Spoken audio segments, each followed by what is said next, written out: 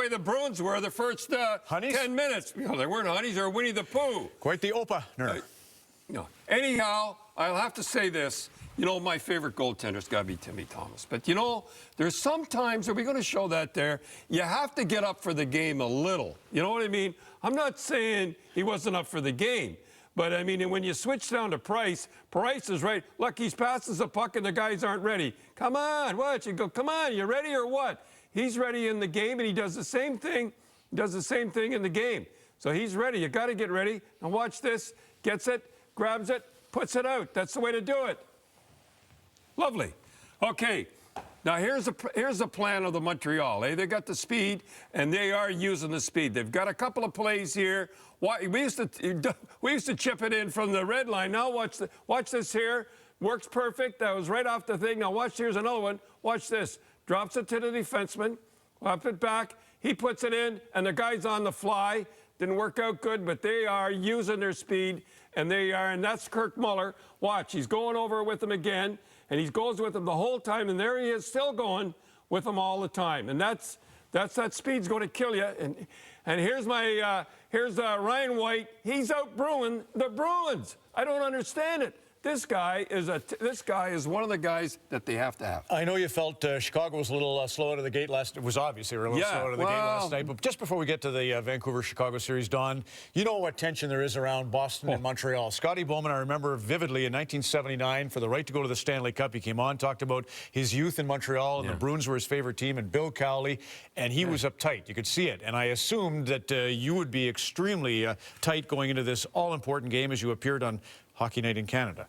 I want to say about tonight's game, it's the most important game that I've ever been involved in.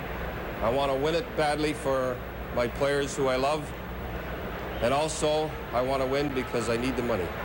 Everything's a joke, eh? Everything's a joke. Well, I didn't need the money. I was only making 40 grand. You know what happened? You know what really got me that? I was making 40 grand, and Harry Neal come from the WHA. The W was making 85 grand. By the way, did you see 85 grand? I'm making 40. WHA drove salaries up. At that time, the hockey salaries were ahead of the Major League Baseball because of the WHA. Yeah. But your record was good. I saw that. 51 wins in the playoffs. Thanks. 27 losses. So here goes Marc-Andre Fleury, another one of your favorites. All right. Had this kid in the prospect game. He was up like this. Now look at the difference between him, and I'm not knocking Thomas, but watch this here. He comes back.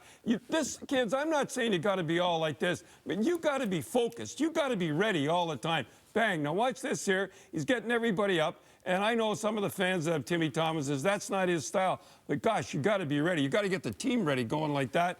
And Fleury was dynamite. Kept them in the game that first period. They weren't ready either. Did the job for sure. And talking about another, well, here he gives a kiss. Now watch, he give the pass right up. No, I wasn't ready for that. Now watch, he puts it in the corner. Good communication. And I'll show that again. I wasn't ready for him. He was getting so cocky, he was putting the puck up to the defenseman. That's how good he was. Anyhow, here's we have the goalies last night. I thought Crawford and Luongo, I thought Crawford was really good. But I'll tell you, Luongo, he kept them in the game. And the last two periods, they had 25 shots and 4 goal posts. He is the guy that kept them in the game. And that's going to be a long series.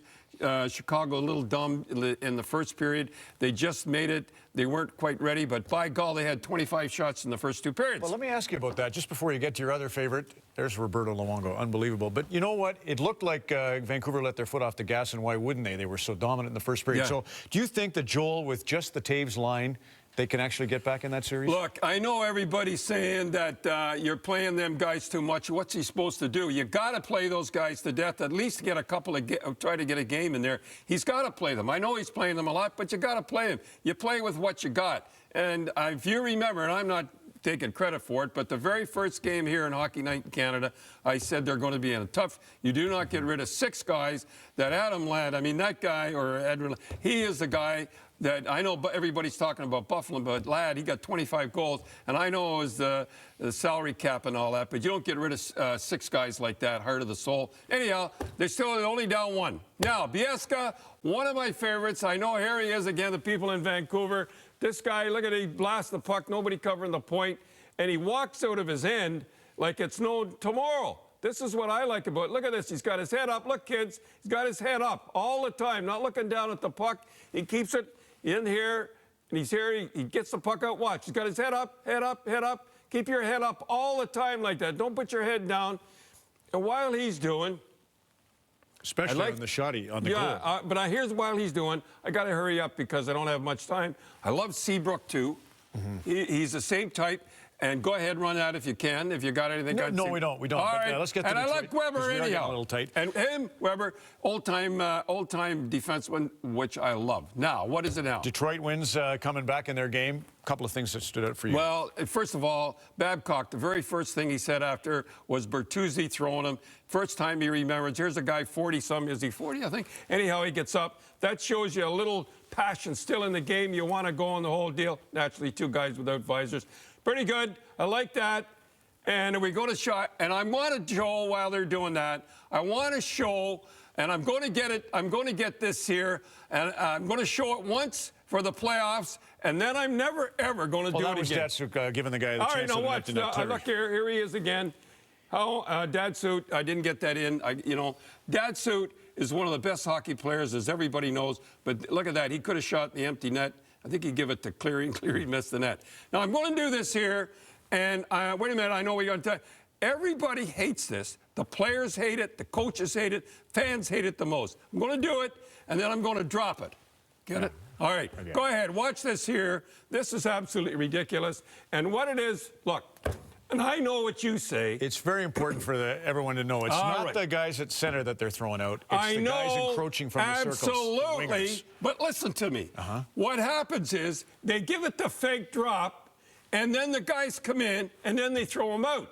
I mean, this is absolutely ridiculous. It has to stop. It could cost the Stanley Cup. It's the new thing in hockey, though, having the wingers win the faceoff. So I guess they got but told. The wingers aren't as good as the centermen. It could cost a Stanley Cup. Stop this nonsense right now. All right. And got to go. When we're coming back, all I have to say is, Winnipeg, get ready. Habs had the Jets in the first period, and Winnipeg will have theirs soon, too. Don Cherry in the Coach's Corner on Hockey Night in Canada on CBC.